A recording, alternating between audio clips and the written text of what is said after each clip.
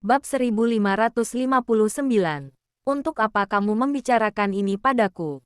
Tidak ada hubungannya denganku. Friska membalasnya dengan dingin, lalu hendak menutup telepon. Sekarang kamu memiliki kesempatan untuk memilih, menjadi iblis atau malaikat. Tracy buru-buru berkata, kamu cukup memberitahu aku nomor ponsel dan nomor KTP ayahmu. Sudah bisa menyelamatkan nyawa 6 orang anak, keluarga Wollens dan keluarga Moore. Friska yang ditelepon sana teringat. Setelah beberapa detik, dia berkata, gila. Kemudian menutup telepon. Halo, halo. Tracy berteriak 2 kali. Teleponnya sudah ditutup. Dia marah sampai menggertakkan gigi. Mengira sudah tidak ada harapan. Pada saat ini, tiba-tiba ia menerima satu pesan singkat di ponselnya. Dia membuka pesan itu. Itu adalah nomor ponsel dan nomor KTP Samuel.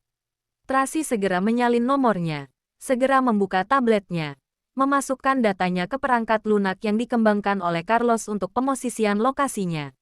Pada saat ini, mobil sudah memasuki jalur hijau Villa Taman Oriental. Para pengawal yang lain datang dari villa sisi utara juga datang dari jalan kecil yang lain. Pada saat yang sama, para pengawal Sanjaya buru-buru mengejar keluar. 3 rombongan kendaraan bertemu di persimpangan jalan. Mereka buru-buru turun dari mobil dan melaporkan masalah kepada Tracy. Nona Tracy, setengah jam yang lalu, orang-orang Tuan Daniel tiba-tiba datang menjemput anak-anak. Kiki dan Andi hendak mengajak mereka pergi.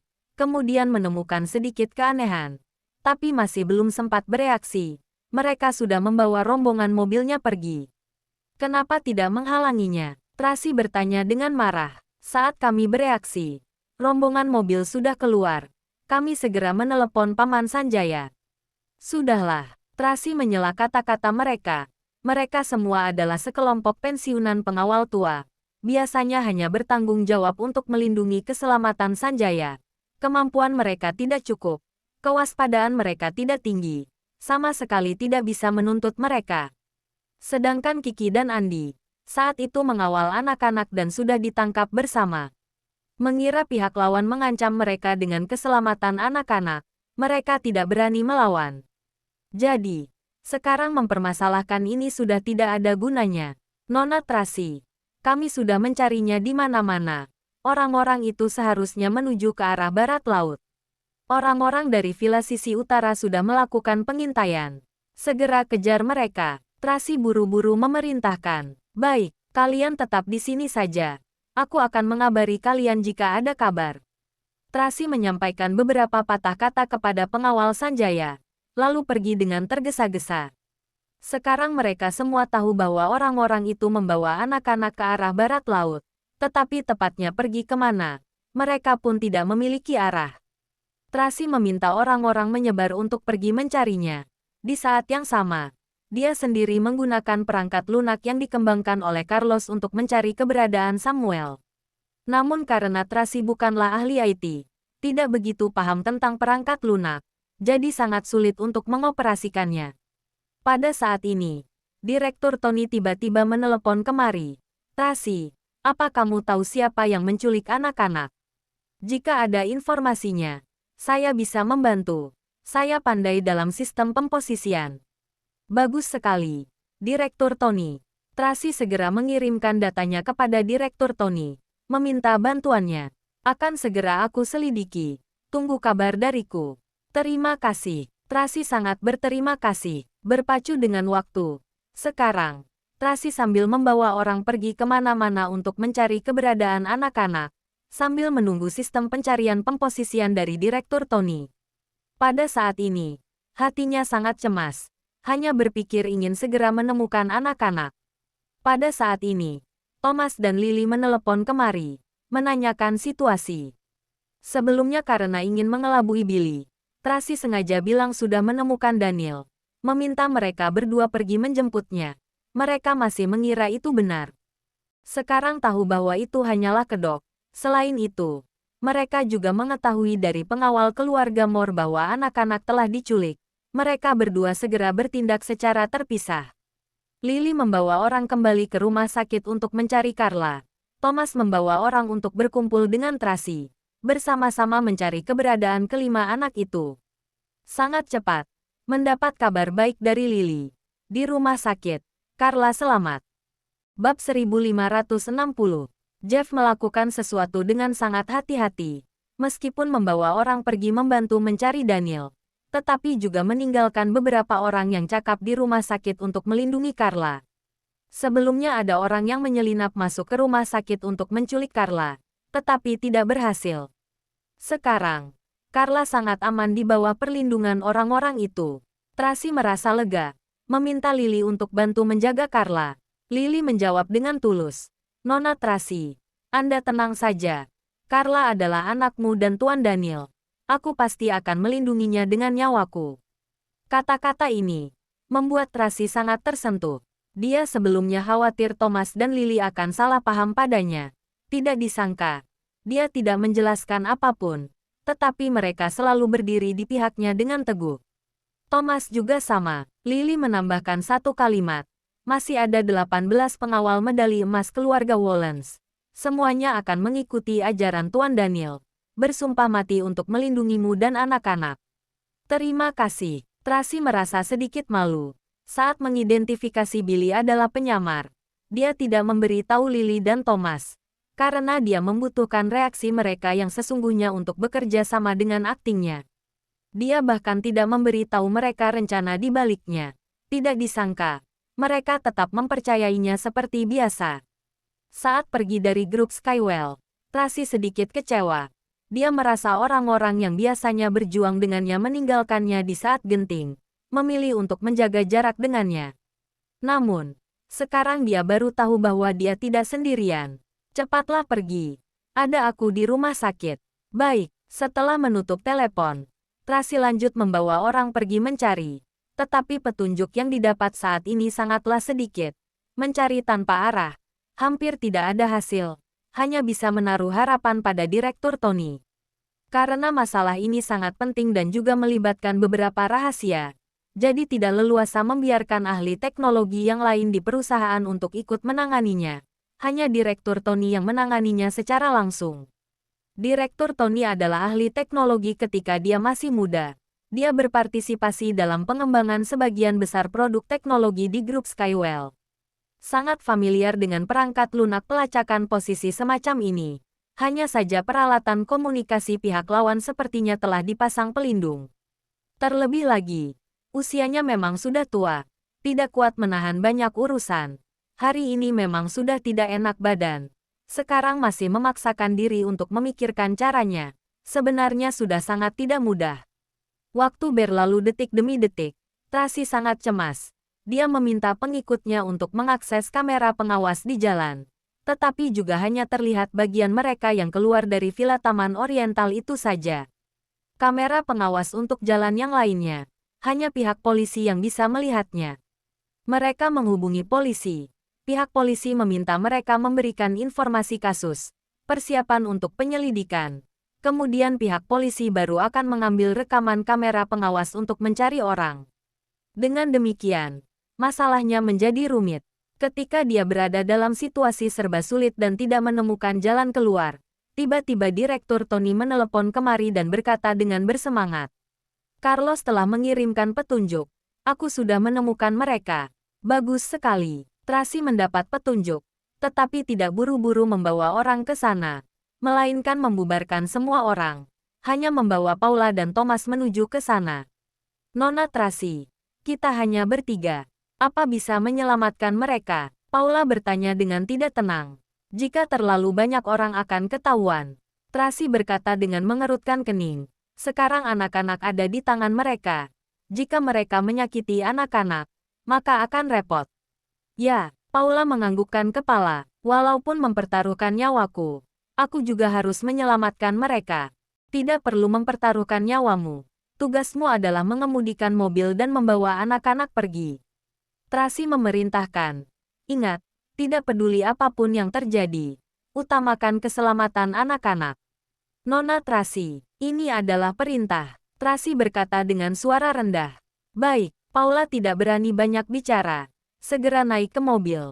"Thomas." Tracy menoleh dan menatap Thomas. "Kamu yang paling cakap di sini.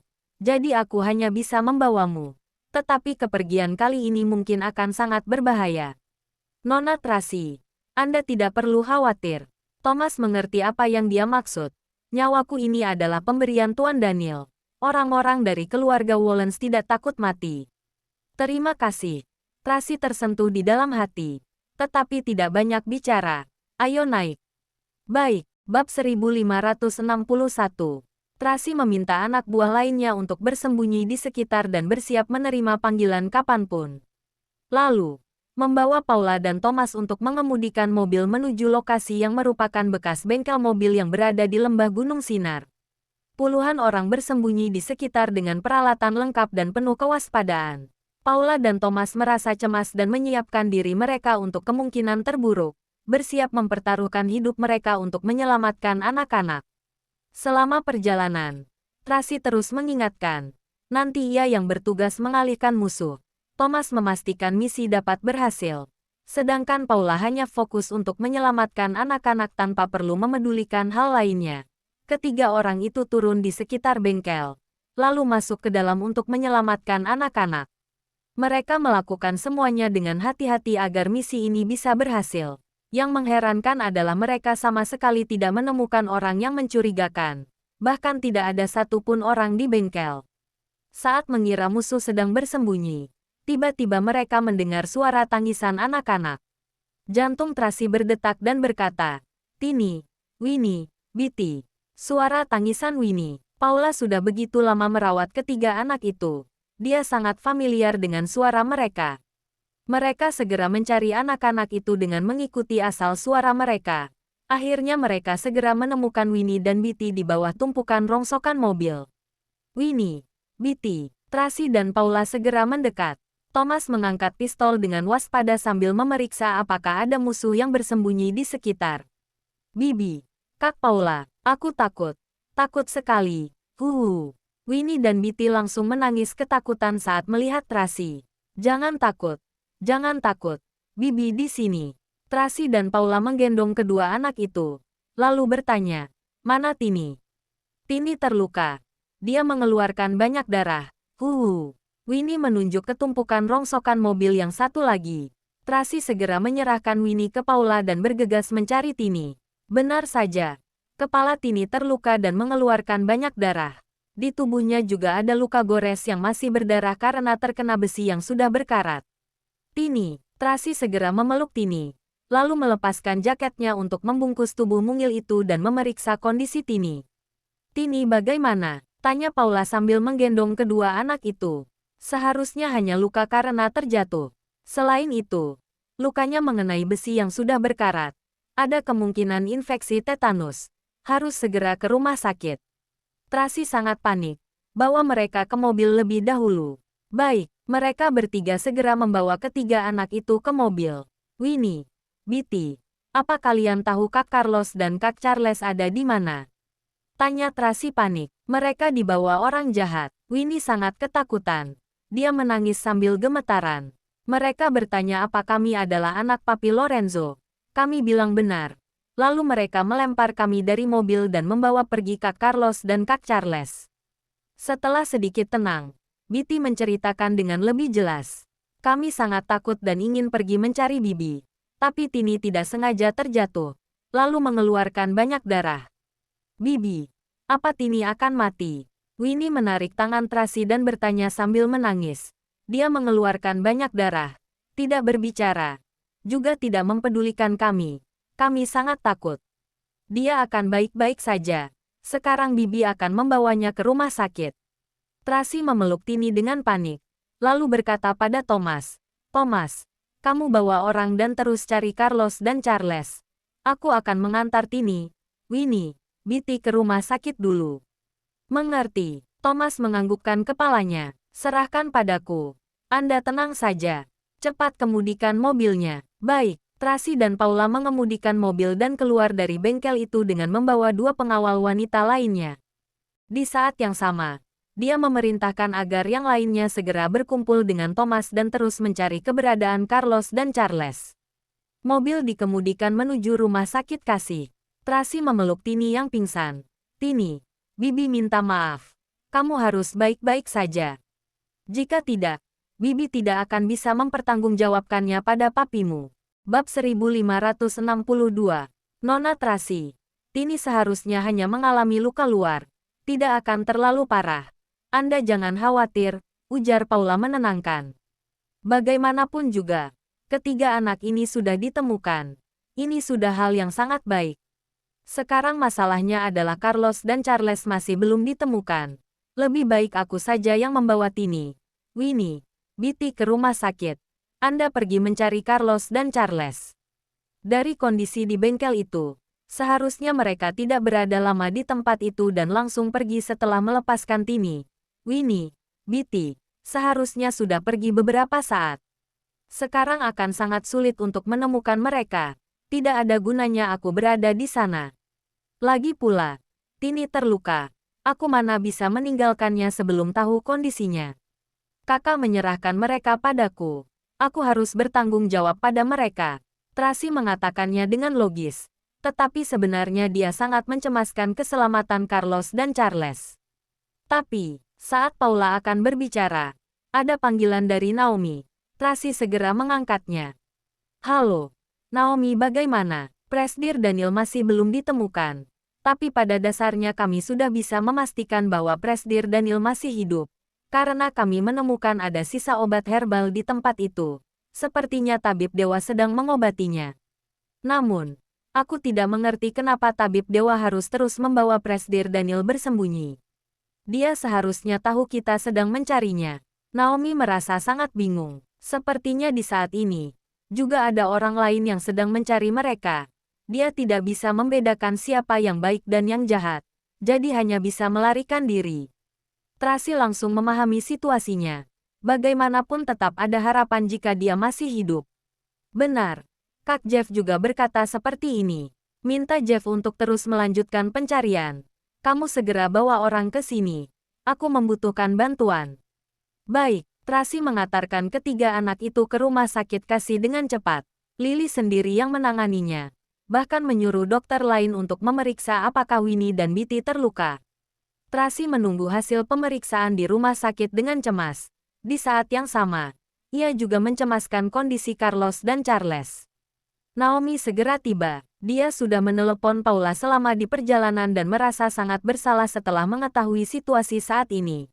Dia merasa tidak bisa membantu apapun, bahkan masih memperburuk keadaan. Setelah pemeriksaan selama 1 jam lebih, Lily keluar untuk melaporkan. Nona Tracy, luka Tini sedikit dalam dan membutuhkan waktu untuk mengobatinya. Tapi aku jamin ini tidak akan membahayakan nyawanya. Anda tenang saja.